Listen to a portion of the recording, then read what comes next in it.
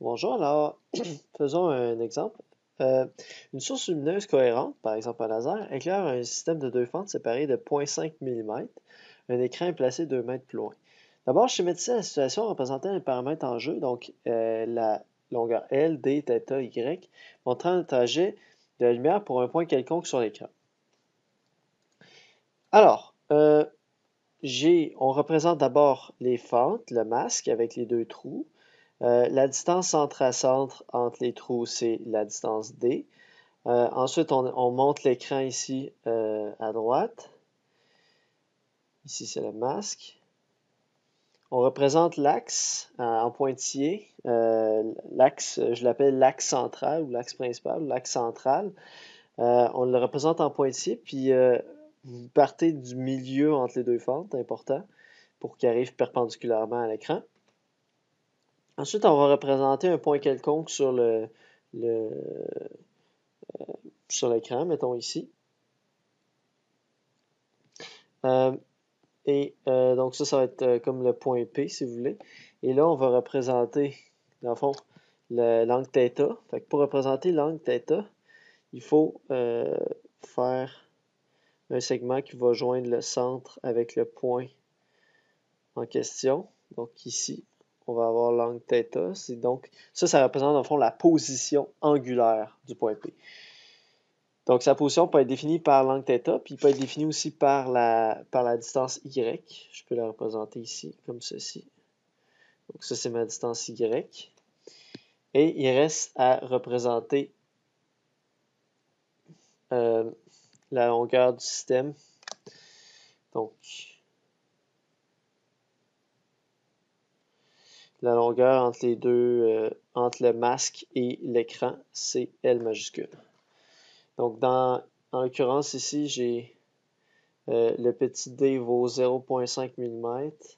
La longueur du système est de 2 mètres. Voilà, donc ça, c'est une représentation complète là, de l'expérience de Young pour un point précis. Maintenant, à quelle distance du centre de l'écran se trouve la sixième frange lumineuse d'une lumière rouge de longueur d'onde 630 nanomètres? OK, donc, autrement dit, ce qu'on vous dit, c'est que, admettons que on envoie un laser rouge sur le système. Alors, à quelle position est-ce qu'il va avoir la sixième frange rouge? Donc, quand on dit la sixième ici, c'est sous-entendu la sixième à part celle du centre. Celle du centre, c'est la frange 0. Donc, autrement dit, on a la frange 0 ici. Ensuite, on a 1, 2, 3, 4, 5, 6. Donc, la sixième frange brillante se trouve au point P. Donc, autrement dit, c'est la frange d'ordre m égale 6. Ici, on a m égale 0 en passant. M égale 0, 1, 2, 3, 4, 5, 6. Donc, on veut savoir que vaut Y dans cette situation-là. Que vaut Y? Que vaut la position sur l'écran de la sixième frange brillante? Alors, j'ai sorti les données ici. On a la distance entre les fentes, la longueur du système, on a l'ordre de la frange qui est 6, la longueur d'onde de la lumière rouge, c'est 650 nanomètres. Et on cherche quelle est la position par rapport au centre de cette frange brillante, de cette tache lumineuse.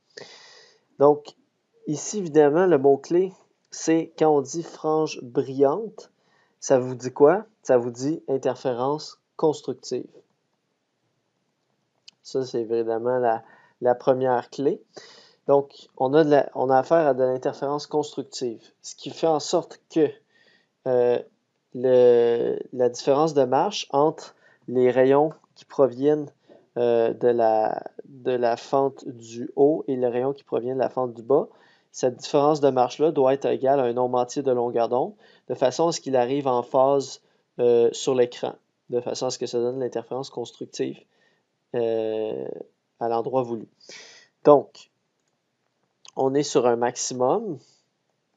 Ça veut dire que notre différence de marge, ça va être un nombre entier de longueur d'onde.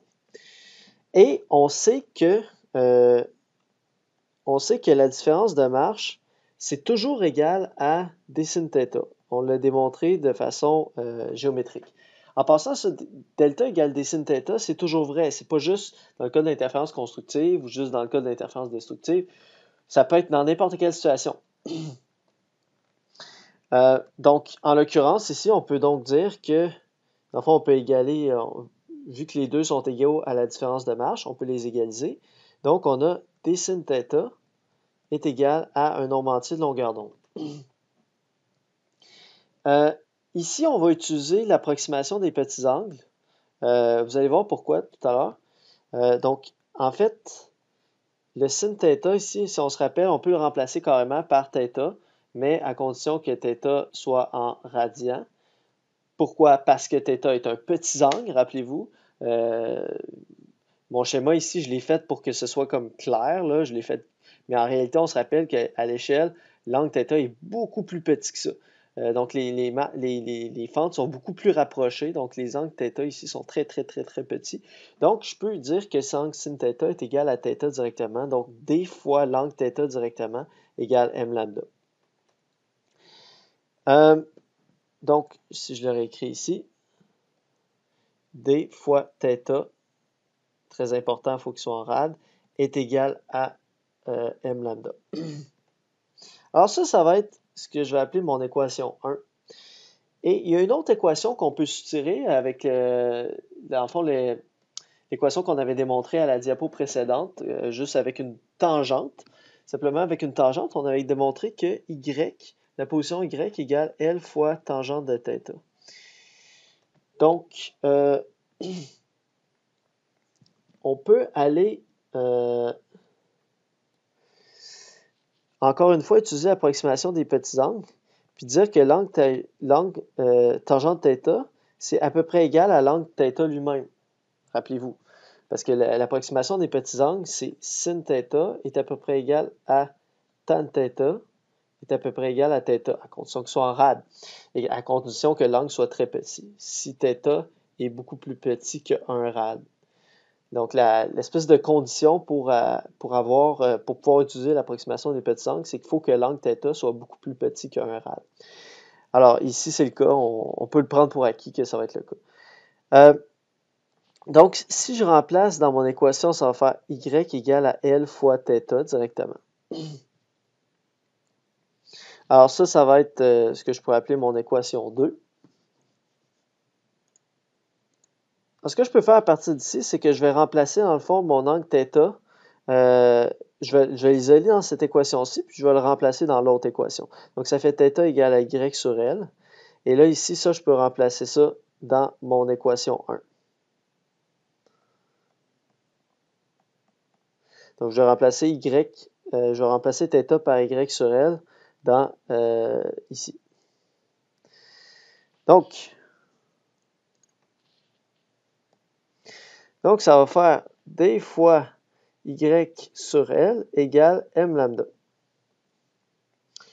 Qu'est-ce que je cherche? Moi, je cherche la position y. Donc, si je l'isole ici, ça va faire y égale à m lambda L sur d.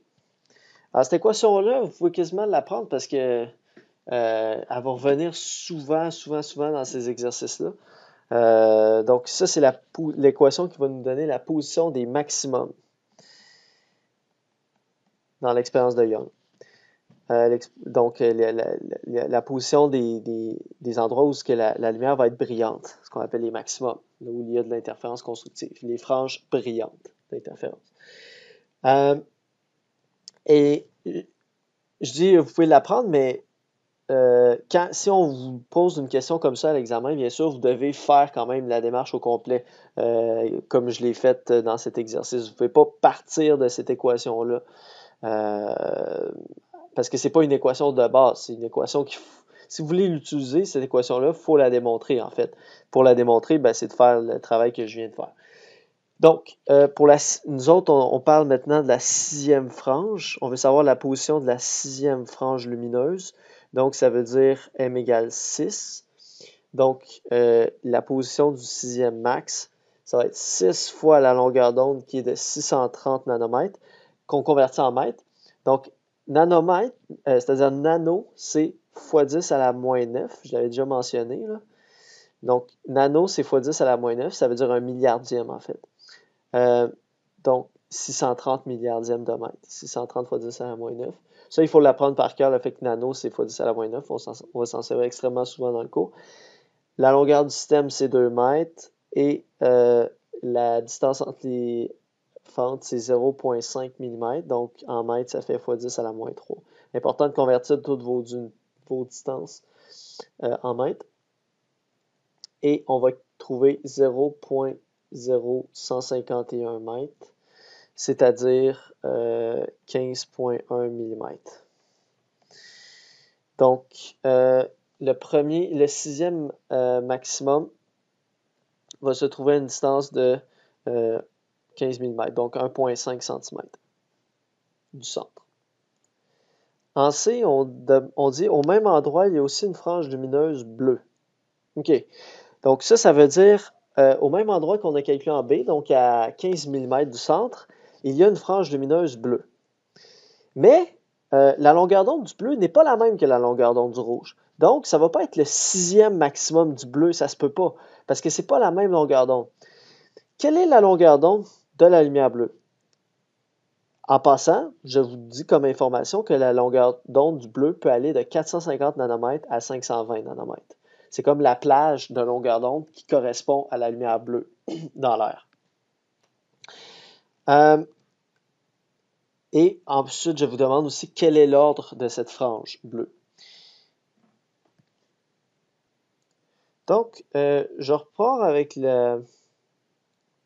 l'équation des maximums. La position, c'est m lambda L sur D. Maintenant, ce que je cherche, c'est la longueur d'onde. Je vais l'isoler dans cette équation.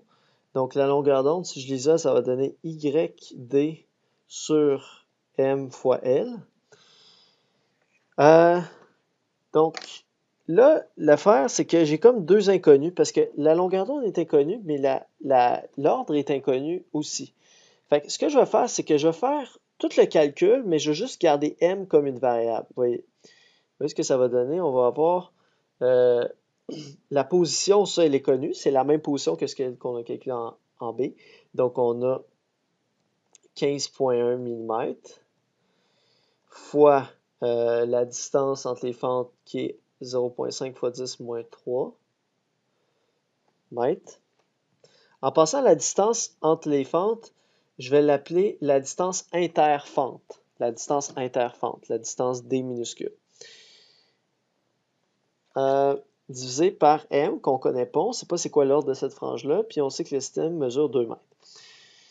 Si on fait ce calcul-là, on va avoir, dans le fond, faisons le calcul au complet à part le M. Ça fait 15,1 fois 10,3 fois 0,5 fois 10,3 divisé par 2. Ça va donner 3775 fois 10 moins 9 mètres sur M. Je l'ai mis en fois 10 moins 9 parce que dans le fond, c'est des nanomètres. Fait qu'autrement dit, c'est comme 3775 nanomètres sur M. Ça, c'est la longueur d'onde pour un maximum d'ordre M. Donc, pour le bleu. Mais là, l'affaire, c'est que on ne sait pas c'est quoi la valeur du M. Mais on a comme un domaine un domaine possible de longueur d'onde. Donc, autrement dit, la longueur d'onde ne pourrait pas être, mettons, 10 nanomètres. Parce que là, on ne serait pas dans la plage de longueur d'onde du bleu. Donc, dans le problème, on nous dit que le bleu, c'est entre 450 et 520. Fait qu'il faut trouver une longueur d'onde qui va être dans cet intervalle-là. Fait qu'une façon de faire, on peut y aller de façon itérative, puis mettre, mettons, m égale 1. Puis là, on trouve m égale 1. Puis là, on trouve que la longueur d'onde va être 3775 nanomètres. Puis là, on voit que c'est trop élevé. Donc, ça ne concorde pas. Puis là, on continue. On fait m égale 2. On trouve une longueur d'onde ça va vous donner 3775 divisé par 2. Puis ça va être encore trop élevé. C'est-à-dire que ça va toujours être trop élevé par rapport à la plage de longueur d'onde du bleu, qui est au maximum 520 nanomètres. Puis là, on y va comme ça de façon itérative jusqu'à temps d'en trouver une longueur d'onde qui correspond, qui entre dans l'intervalle. Une première façon d'y aller, de façon itérative, essai-erreur. Sinon, on peut y aller directement en disant, OK, mettons que j'ai une longueur d'onde de 520 nanomètres qui correspond à l'extrémité supérieure de l'intervalle possible pour le bleu. Alors, si on y va avec 520 nanomètres, ça correspond à quel ordre? Donc, 520 nanomètres égale 3775 nanomètres sur M. Ça veut dire M est égal à 3775 sur 520.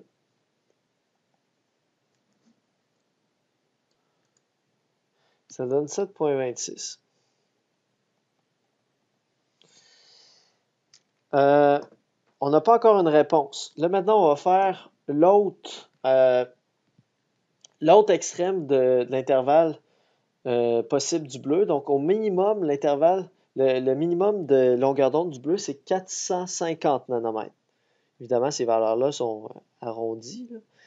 Donc, 450 nanomètres égale 3775 nanomètres sur M. Ça voudrait dire que M est égal à. Donc ici, on obtient 8,39. OK, là, on n'a pas encore terminé parce que M ne peut pas valoir 7,26. Il ne peut pas non plus valoir 8,39. OK? M doit forcément être un entier. Donc là, dans le fond, on a testé les deux extrémités de l'intervalle. Ça veut dire que dans le fond, on a trouvé les deux extrémités possibles pour le M. Il faut que le M soit compris entre 7,26 et 8,39. Fait que quel entier, mais M doit être un entier. Donc, quel entier est compris entre 7,26 et 8,39? 8. C'est le seul. Okay? Donc, ici, il y a un seul M possible, c'est 8, parce que c'est le seul entier qui est compris entre nos deux intervalles. Donc, M égale 8 est le seul entier possible.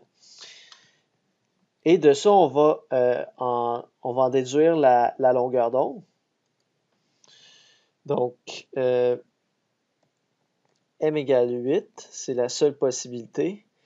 Et la longueur d'onde va être égale à 3775 nanomètres sur 8,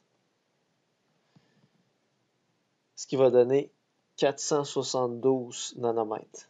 Effectivement, 472 est compris dans notre intervalle entre 450 et 520. Donc, ça permet de confirmer qu'on ne s'est pas trompé.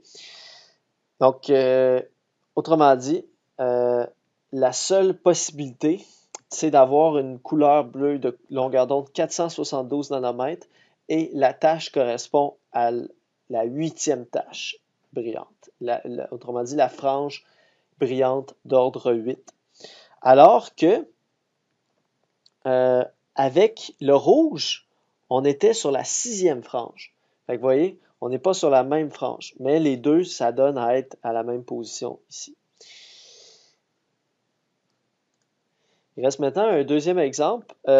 Cet exemple, je vais vous le donner je vais vous demander de le faire en exercice immédiat, c'est-à-dire je voudrais que vous le fassiez maintenant, immédiatement, et vous avez la réponse en bas pour vous auto-corriger.